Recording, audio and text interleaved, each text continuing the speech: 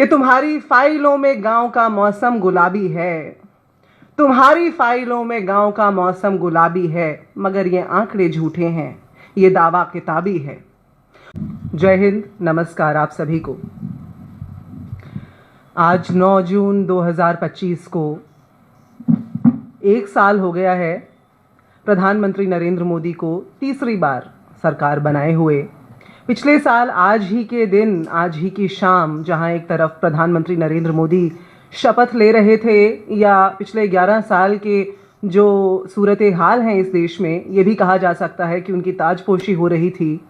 उस समय कश्मीर के रियासी के अंदर हमारे श्रद्धालु सह भारतीय भाई बहन आतंकवाद की भेंट चढ़ गए थे। तो सबसे पहले हाथ जोड़कर उनको श्रद्धांजलि देकर के अपनी बात शुरू करूंगी। तो आज हमने देखा कि कल से भाजपा में बड़ा जश्न का माहौल है। इन श्रद्धालुओं को, इन सह भारतीयों को श्रद्धांजलि देने की बात तो नहीं सुनाई देती, लेकिन एक 150 पन्ने की पुस्तिका ज़रूर सामने आई है, जिसमें 150 पन्नों में 11 साल का लेखा जोखा लिखा गया है। भाजपा का ट्विटर हैंडल उठा करके देखें तो नारी शक्ति के ऊपर बहुत बड़ी बड़ी बातें हो रही हैं। नारी शक्ति वंदन अधिनियम के ऊपर इस तरह से दावा ठोका जा रहा है जैसे वो तो लागू ही हो चुका है। 33% आरक्षण मिल चुका है महिलाओं को, जबकि सत्य कुछ और है। सत्य ये है कि डिलिमिटेशन के बाद लागू करने की बात है, और वो सेंसस के बाद होना है, जनगणना के बाद होना है। जातीय जनगणना के ऊपर भाजपा सरकार का यू टर्न अभी हमने देखा ही है। लेकिन सवाल ये खड़ा होता है कि जब 2021 में जनगणना को टालने के लिए बहाना बनाया गया कोविड का, तब उसके बाद G20 भी कराया गया, देश में बड़े बड़े इवेंट्स कराए गए, एक बड़ा चुनाव भी हो गया, लेकिन जनगणना का हमने कहीं नाम भी नहीं सुना। आज JP नड्डा जी ने 12 बजे प्रेस कॉन्फ्रेंस किया, उसमें बड़े बड़े दावे ठोके। इस बार वैसे आप लोगों ने भी शायद देखा होगा, आंकड़े भी कुछ मंद हैं और वृतांत भी कुछ फीका है। जो भाजपा का नैरेटिव है, जिसके दम पर भाजपा पिछले 11 साल से खेलती आई है, उस बुकलेट को हमने बड़े ध्यान से देखा, जो अभी डॉक्टर गौड़ा ने आप सभी को दिखाई कि इसके रंगीन पन्नों के अंदर आपको ना तो आंकड़े मिलेंगे और इस बार तो वृतांत भी बहुत कमजोर मिलेगा। तो ऐसे में मुझे अदम गोंडवी जी की बहुत मशहूर कवि रहे हैं, दलित विचार करते रहे हैं, गरीबों पर विचार करते रहे हैं, वंचितों पर विचार करते रहे हैं, उनकी वो पंक्तियां याद आई कि तुम्हारी फाइलों में गांव का मौसम गुलाबी है, तुम्हारी फाइलों में गांव का मौसम गुलाबी है, मगर ये आंकड़े झूठे हैं, ये दावा किताबी है। तो सच कहें तो ये मोदी सरकार के 11 साल नहीं, मैं तो ये कहूंगी कि ये तो नो डेटा अवेलेबल सरकार के 11 साल हैं, जैसा डॉक्टर गौड़ा ने अभी हमें बताया। और हम लगातार निरंतर कांग्रेस पार्टी से ये जारी करते रहते हैं कि उनके दावे बनाम सत्य आखिर है क्या। ये नो डेटा अवेलेबल सरकार के 11 साल हैं, ये मोदी सरकार के नहीं बल्कि मोदी प्रचार के 11 साल हैं, ये जीडीपी की धीमी रफ्तार के 11 साल हैं, जिनके पास न नियति है और न नीयत है, न नीति है। ये भाजपा के मिस्ड कॉल वाले विस्तार के 11 साल भी हैं, ये कवर अप के 11 साल भी हैं, ये जवाबदेही के इंतजार के 11 साल भी हैं। और अगर आज आप किसी गरीब, पिछड़े, वंचित से पूछेंगे, दलित से पूछेंगे, वो कहेंगे, सच कहें तो बेकार के 11 साल हैं ये। तो इसलिए ये जो 150 पन्नों का आपके सामने बखान पेश किया है भाजपा ने, इन 150 पन्नों के बखान के सत्य को आपके सामने बहुत विस्तृत तरीके से मेरे वरिष्ठ सहयोगी डॉक्टर गौड़ा ने रखा। चेयरपर्सन है रिसर्च डिपार्टमेंट के, और उन्हीं के द्वारा सामने लाए गए कुछ और तथ्यों को मैं आपके सामने रखने जा रही हूँ। मगर उससे पहले इतना जान लें कि पिछले 11 साल में मोदी सरकार ने कुल मिलाकर के 906 स्कीमों को देश के सामने घोषित किया। पिछले 11 साल के जो बजट सत्र हुए, 906 स्कीमें आपके सामने लाई गई। लेकिन क्या आप जानते हैं कि 906 स्कीमों में से 71% स्कीमें इसलिए 71% 71% स्कीमें इसलिए फेल हो गई क्योंकि वो अंडर फंडेड रही।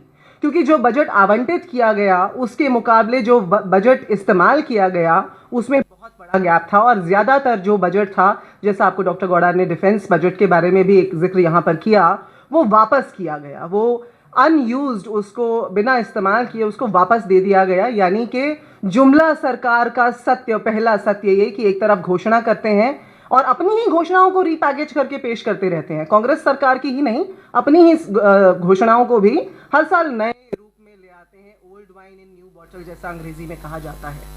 तो इसी बात को आगे लेकर जाते हुए और आपको कुछ और आंकड़े बताते हुए उन्हीं की पुस्तिका से हमने जो टाइटल्स उठाए हैं, सबसे पहला तो देखिए उन्होंने कहा कि किसानों के कल्याण को सुनिश्चित किया है मोदी सरकार ने पिछले 11 साल में। उनका दावा है, भाजपा का, जेपी नड्डा जी का, मोदी जी का दावा है, पीएम किसान लाभार्थियों को उन्होंने 3.25 लाख 3.7 लाख करोड़ रुपए वितरित किए। अब इसकी हकीकत क्या है वो जरा जान लीजिए। और जैसा आपको बताया गया है बुकलेट के अंदर रिसोर्सेज भी हैं जहां से हमने ये मटेरियल, ये तथ्य ये आपके सामने रखे हैं।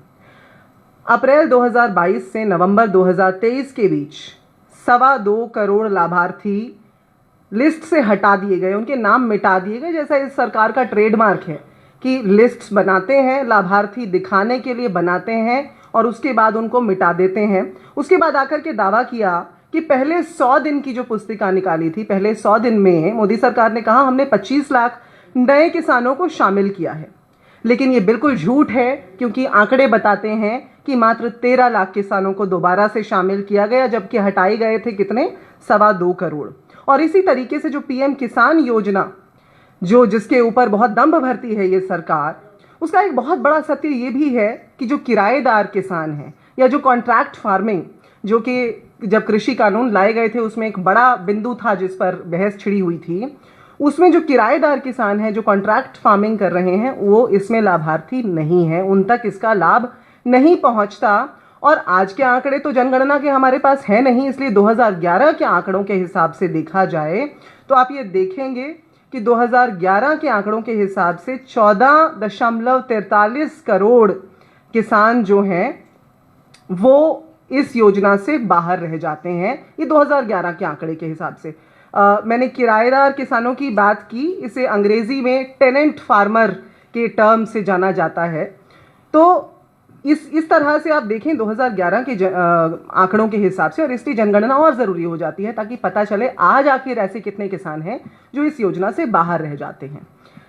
इसी प्रकार से नारी शक्ति के लिए नया जोश का बहुत बड़ा एक नया नैरेटिव आपके सामने पेश किया गया, रंगीन पन्नों में परोस करके, जिसकी सच्चाई मैंने आधी तो आपको बता दी कि नारी शक्ति वंदन अधिनियम हो या वो पीएम मातृत्व वंदना योजना हो, ये जितनी योजनाएं हैं इनका यदि आप सत्य पता करने जाएंगे तो आप देखेंगे कि जो डेटा ये पेश कर रहे हैं आपके सामने वो कितना झूठा है। सबसे पहली बात, उन्होंने आपसे कहा, दावा किया देश से कि भारत में पहली बार 1000 पुरुषों पर 1020 महिलाएं हो गई हैं। जो सेक्स रेशो है उसको उन्होंने बढ़ा चढ़ाकर पेश करते हुए कहा कि 1000 पर 1020 महिलाएं हो गई। अब जनगणना तो हुई नहीं, एक सर्वे कराया गया। उस सर्वे के अंदर जो मेथडोलॉजी रखी गई वो कुछ इस प्रकार से रखी गई कि उसमें जो सवाल पूछे गए, जिस तरह से पूछे गए, मसलन आपसे आपके घर आकर पूछा गया कि पिछली रात आपके घर में कितने पुरुष और महिलाएं थीं।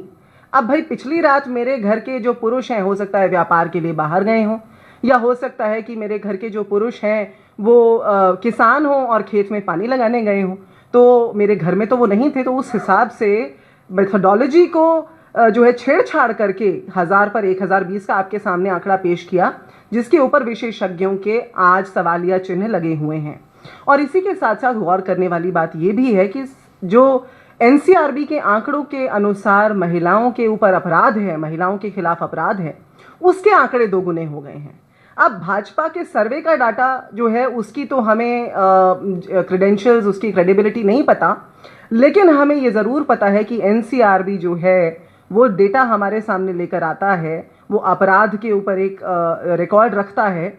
उसको देखते हुए ये माना जा सकता है कि 2012 में जो लगभग 2.5 लाख मामले दर्ज हुआ करते थे महिलाओं पर अपराध के, वो 2022-23 में बढ़कर के लगभग 4.5 लाख हो चुके हैं। ये बहुत चिंता का विषय है और इसके ऊपर मोदी सरकार को ज़रूर उत्तर देना चाहिए, क्योंकि सत्य ये है।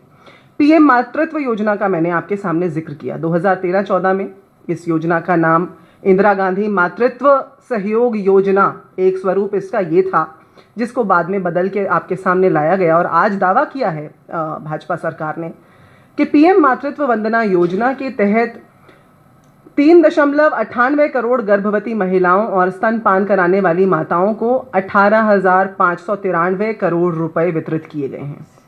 अब इसका सत्य भी इस पुस्तिका में आप देखेंगे कि आपके सामने बड़े विस्तृत तौर पर दिया गया है, लेकिन मैं एक छोटे से बिंदु में संक्षेप में आपसे अगर कहना चाहूँ तो वर्तमान में महिलाओं को केवल 5,000 रुपए की सहायता मिल रही है इस योजना के तहत।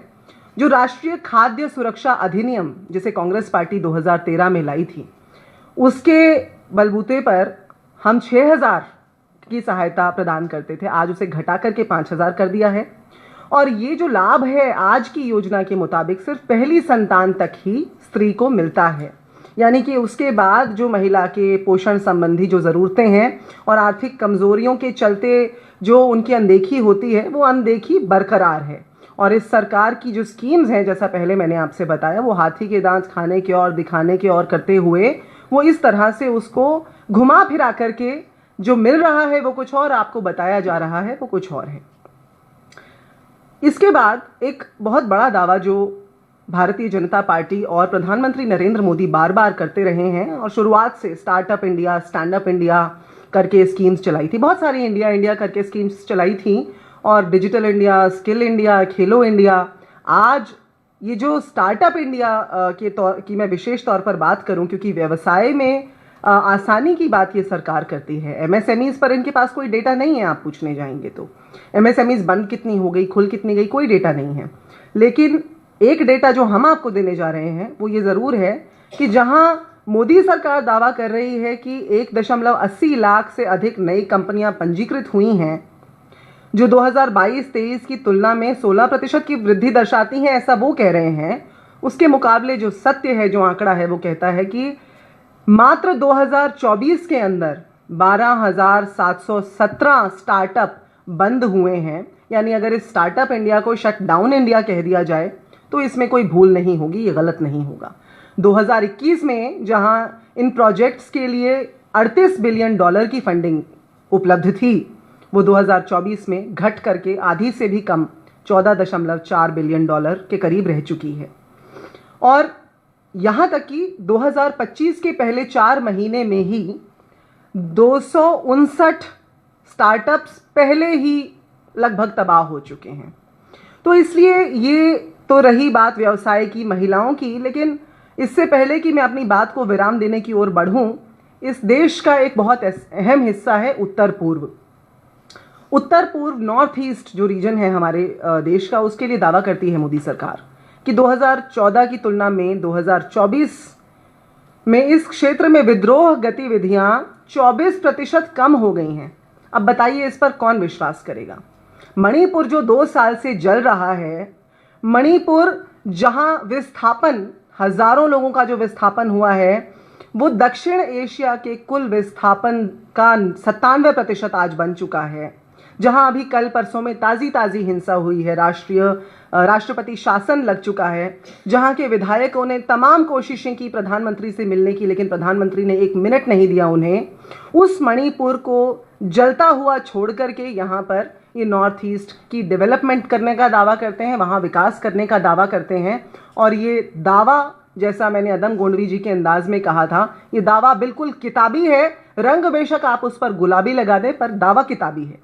और अंततः विरासत और विकास का एक बड़ा जुमला फेंका है इस पुस्तिका के अंदर। उसमें से भी मैंने जो एक बिंदु उठाना उचित समझा, क्योंकि इस समय सबसे ज़्यादा चर्चा में जो विषय है वक्फ संशोधन अधिनियम 2025 का, उस पर दावा करती है मोदी सरकार की संपत्तियों की पारदर्शिता, जवाबदेही और प्रशासन को केंद्रीकृत डिजिटलीकरण और एक मजबूत ऑनलाइन पोर्टल के माध्यम से बढ़ाता है उनका ये संशोधन, वो ऐसा कह रहे हैं। अब जहां हमारे प्रधानमंत्री अपने चुनावी भाषणों में मुगल मंगल सूत्र, ज़्यादा औलादों वाले लोग, इस तरह की बातें इस्तेमाल करते हैं, वहां उनकी इस बात पर कौन विश्वास करेगा भला। और इसमें और तमाम जो तथ्य हैं, वक्फ बाय यूज़र के ऊपर सवाल था, क्यों वक्फ के अंदर जो है दूसरे धर्मों के लोगों को लाने की बात हो रही है, जब दूसरे धर्मों के बोर्ड्स के अंदर जो है हम इस्लाम के लोगों को शामिल नहीं करते। तो ऐसे में बहुत सारे प्रश्न जो खड़े थे, आज सर्वोच्च न्यायालय ने इस पर अपना जजमेंट रिजर्व किया हुआ है। इस पर बहुत ज़्यादा न जाते हुए उनके दावे का खंडन ज़रूर हम कर देना चाहते हैं।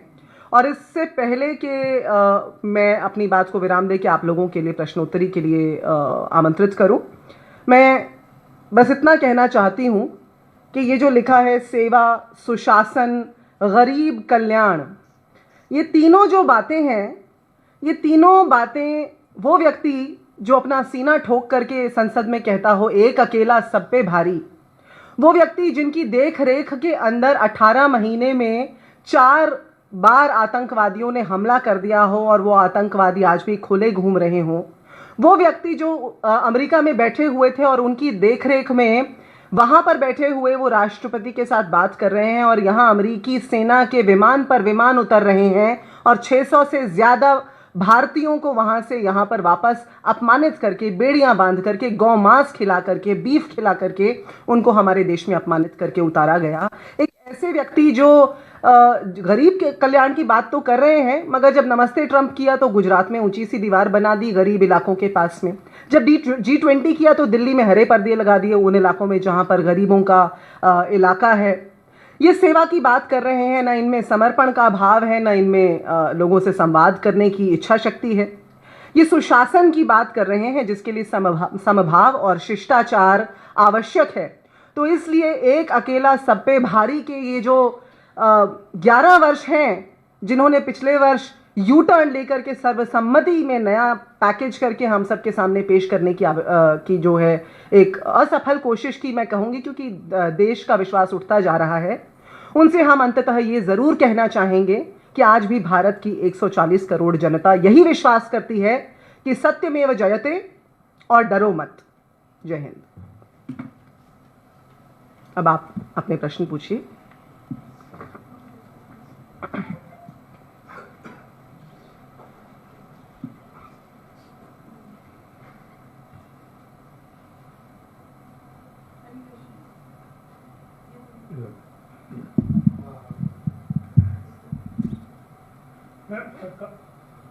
सरकार जहां 11 साल पूरे होने पर दावा करे कि हमने 25 करोड़ लोग गरीबी की रेखा से बाहर निकाला है, वही आंकड़े कहते हैं कि 80 करोड़ से अधिक लोगों को वो मुफ्त राशन देते हैं। तो सरकार के दावे और आंकड़े में ये गफलत क्यों?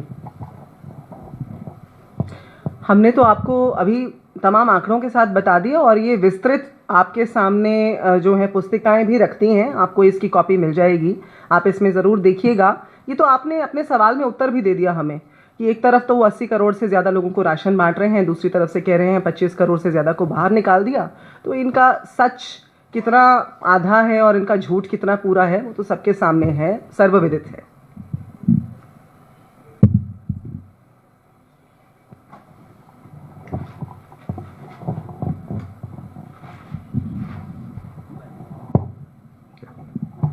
Thank you.